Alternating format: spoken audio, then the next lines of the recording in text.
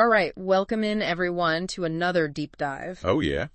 Today we're looking at, retiring in the Philippines. Okay. And we're looking at it through a story from, the Filipina P. It's a YouTube channel. Yeah. I think you're familiar with it. Mm-hmm. And she has this knack for sharing these kind of like cautionary tales, things that will make you think twice. Yeah.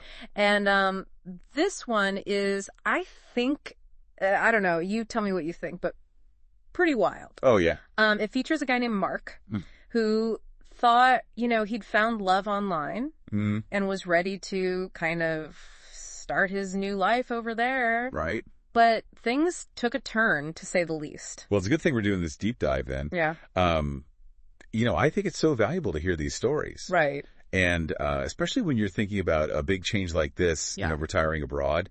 Mm-hmm. Anything can happen. Yeah. And it's important to kind of learn from other people's mistakes. Yeah, exactly. Yeah.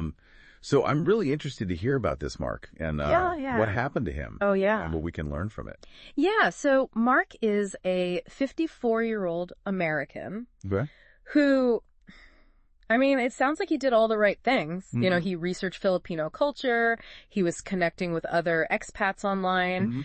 And he even spent 6 months getting to know a Filipina online.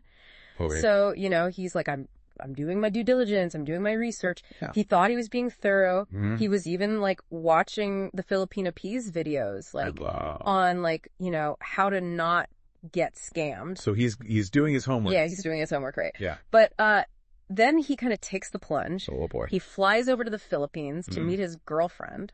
Okay. And this is where I think it gets real. Yeah, real interesting. From all kinds of perspectives. Oh, yeah. Psychologically, just the whole situation. Yeah, well, just imagine, the anticipation, the excitement, the cultural differences. Yeah. And then you add on top of that, the complexity of having an online relationship. Oh, yeah.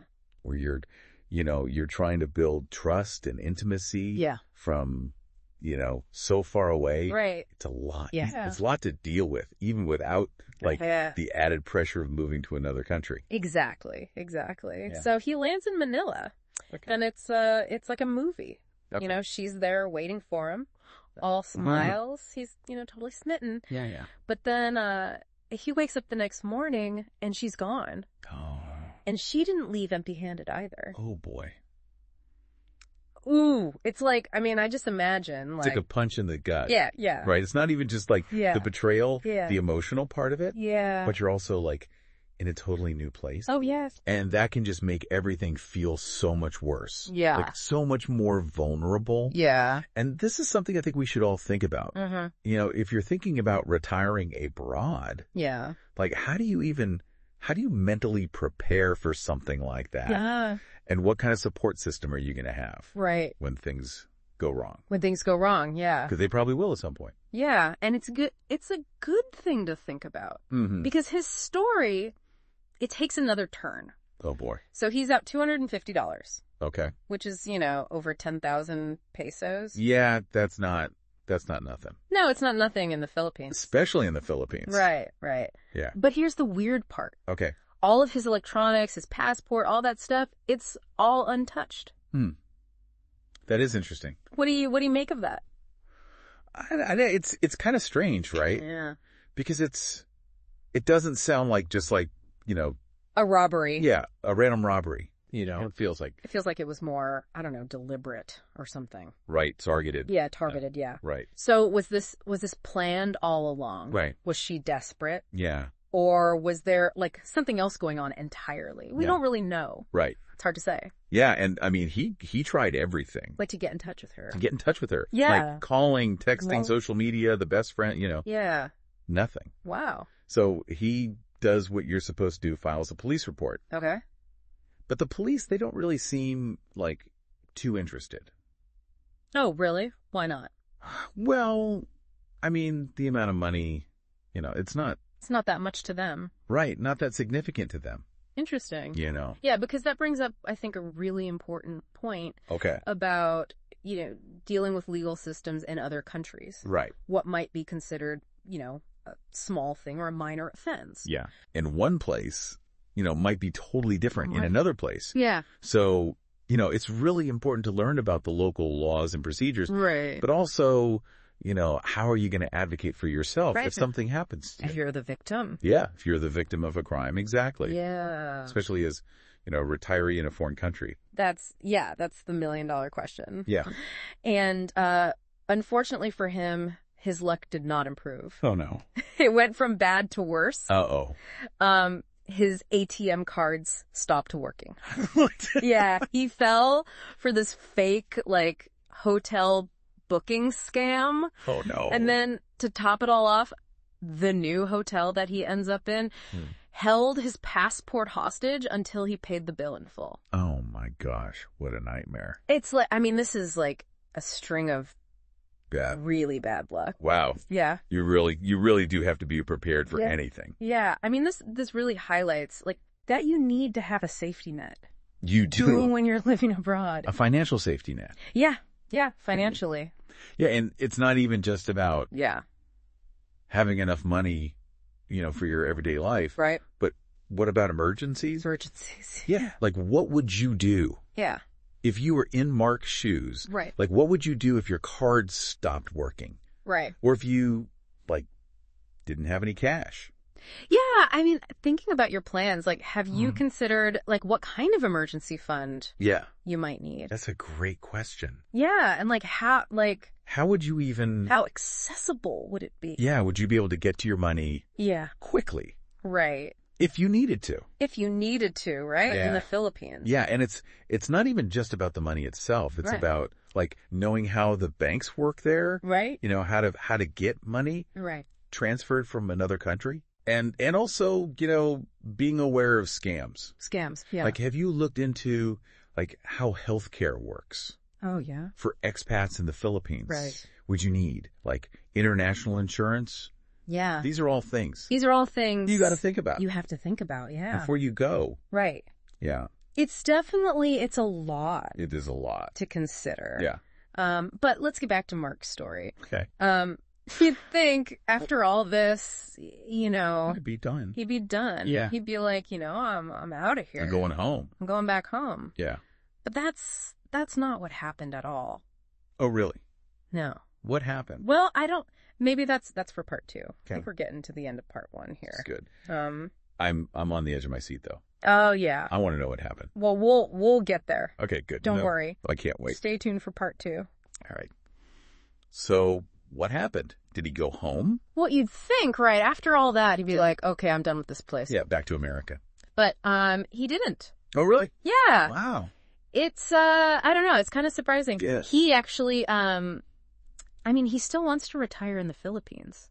Oh, wow. I know, crazy. After all that? Yeah. That's wild. So he's saying he fell in love with the country. Okay. And he was really touched by all the people who helped him, strangers who showed him kindness. Yeah, that's nice. Yeah, and he really believes that the good outweighs the bad.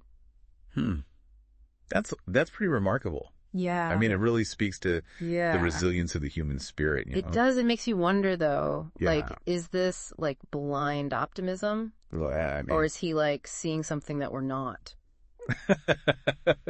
It's hard to say. Yeah. From the outside, But I think, I've studied a lot about, people moving to new cultures. Right. And I think there are a few things that can help people adapt and even thrive. Okay. Personality is definitely a factor. Yeah. Some people are just naturally more adaptable, more optimistic. Yeah. But I think culture also plays a big role. Okay.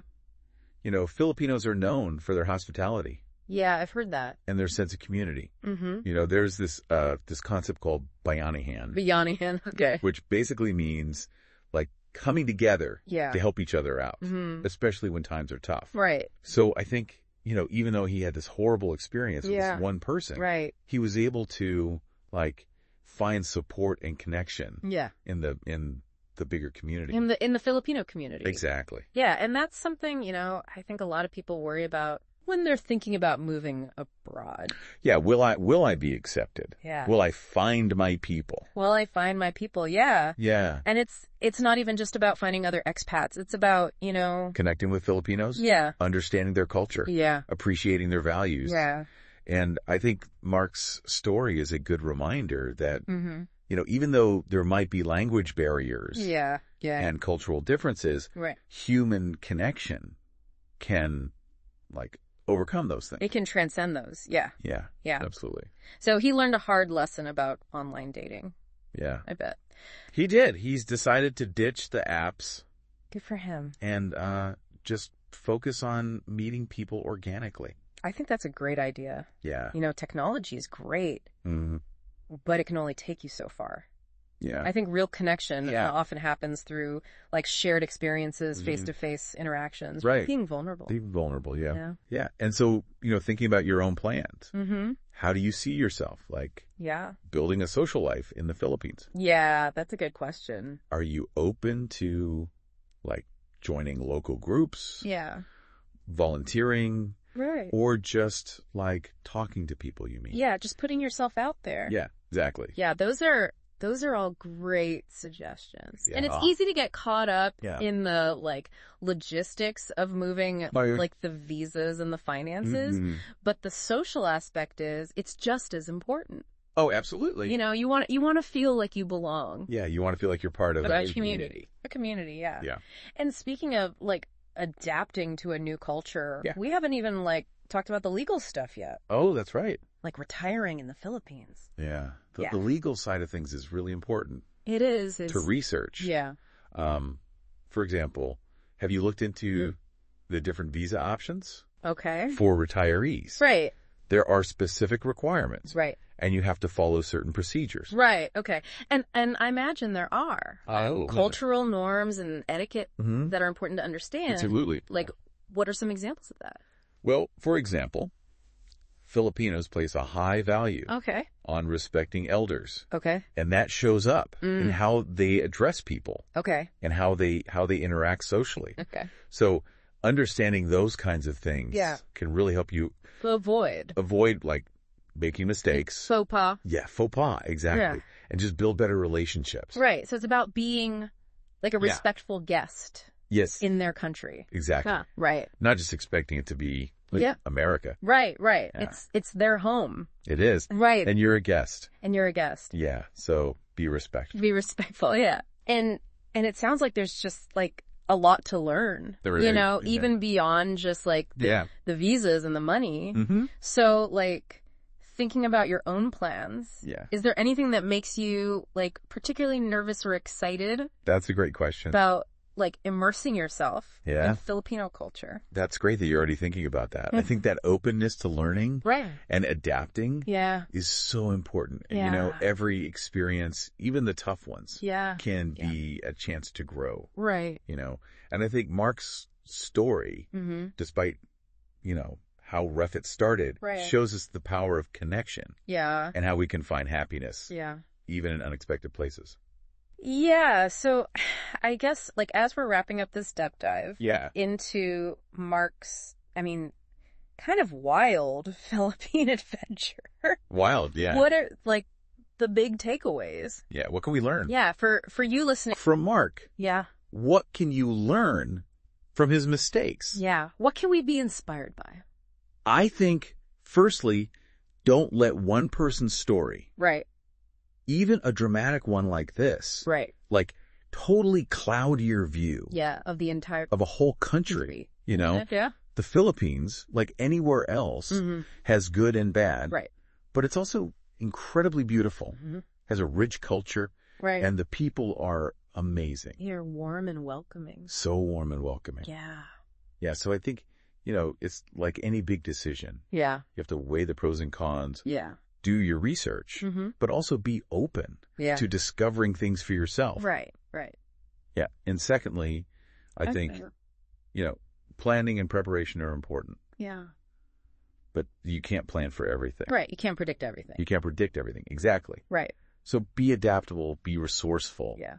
And be open to changing your plans. Right. You know, if you need to... Having a plan B. Have a plan B, yeah. And C. And C, exactly. Right. And I think Mark's story really shows us how important it is to be resilient. Right. Because things will go wrong. Things will go wrong. It's about how you bounce back. It is. It's about how you bounce back. Yeah. Exactly. So don't be afraid to embrace the unexpected. Exactly, yeah. Sometimes the best experiences are the ones that, you didn't plan for. You didn't plan for. Yeah.